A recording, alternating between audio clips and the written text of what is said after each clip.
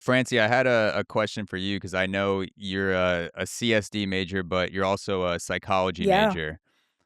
There are so many different like psychological side stories going on in the telepathy tapes with, like micro signals from parents, Yes. psychological cueing that don't really get addressed much in the actual episodes. Like, as someone who's studied psychology and as you're familiar with the scientific method, like what were your thoughts from a psychological standpoint when you were listening to the tapes?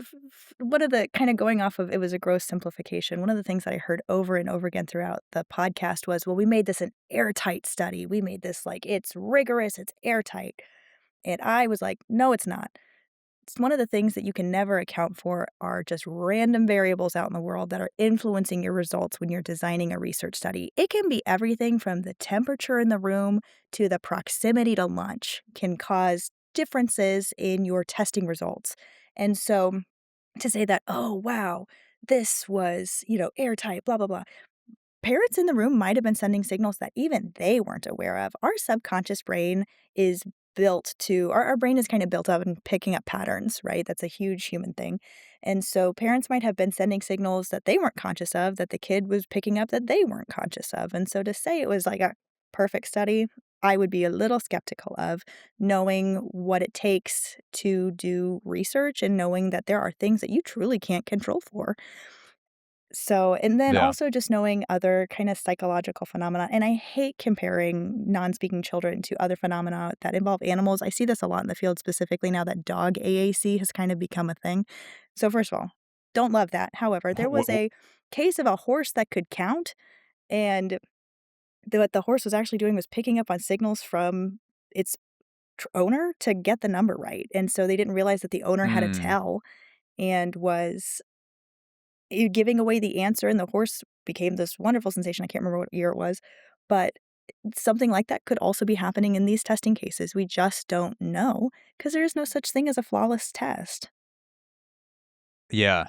You're making me think about my, well, now very washed up, college baseball career, but one of the things that we used to do if you were trying to, like, figure out what pitch was coming was pitchers give away subtle cues, and I know this because I'm a pitcher and I gave away pitches sometimes, and guys would go like, "Dude, like, you're taking, like, a deep breath before you throw a fastball or a and, like, that they know what's coming."